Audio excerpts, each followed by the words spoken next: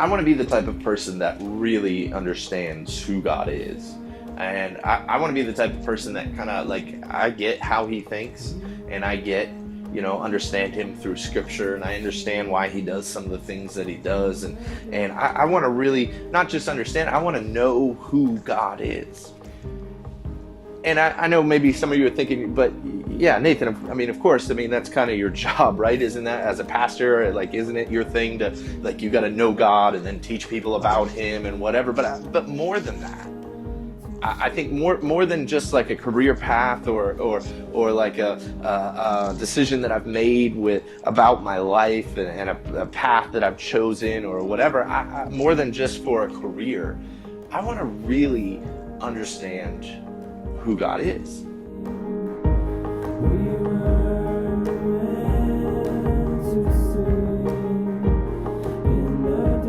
And so there's this scripture that I'm sure most of us have probably heard before, that I was reflecting on recently, and it's a great scripture, and you've probably heard it like at a funeral, or you've heard it maybe at different times in your life when you needed some comfort, and there's the scripture, and then there's this one word kind of in the middle of the first couple portions of the scripture that really started to bug me, and I really struggled with this word, and I didn't understand.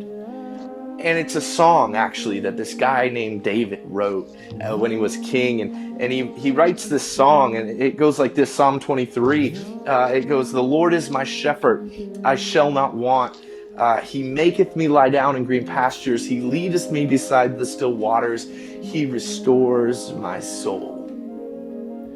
And it really is a beautiful song and a beautiful portion of scripture. And David continues on with the song, and he talks about how God helps him when he's in front of his enemies, and when, people are that are out for him, and when he walks through the valley of the shadow of death, he doesn't have to fear because God's going to be with him. And it really is this comforting thing, and it's a great psalm. And that's why I think a lot of times we read it at funerals. But here's the word that really, really bugs me, or I struggle to understand for a little while. It says that he, referring to God, makes me. He makes me. Or in the King James it says, maketh me lie down in green pastures.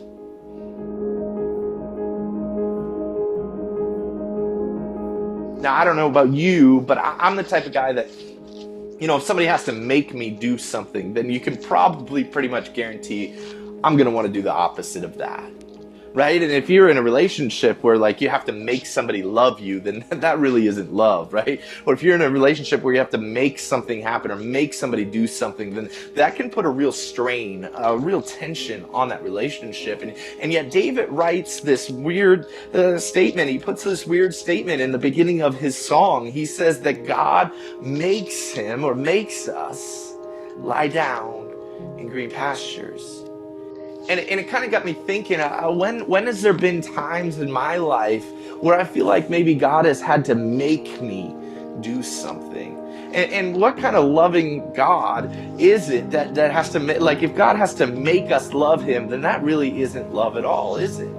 And so I began to ask these questions, and I began to struggle, and I thought, you know what, I want to understand the heart of God. And here's the conclusion that I've come to, is that sometimes, because of God's love for us, he makes us do things. And so, today, obviously, because of the snow and the weather, we're not having church. And so I thought to myself, maybe this is one of those times where God is making me lie down in green pastures. He's making me sit beside still waters. He's making me have some family time. He's making me have some reflection time on who he is and where I'm at in my life. And you know what I realized is that ultimately it's all for his glory anyway. And so when I have the opportunity to sit, when God makes me have the opportunity to kind of sit and lay down and relax and provide restoration for my soul, it allows me to reflect on just how great God really is and how much ultimately he's been doing in my life. It allows me the opportunity to have some family time and have some downtime and spend some time with my wife. It allows me the opportunity for my soul to be restored.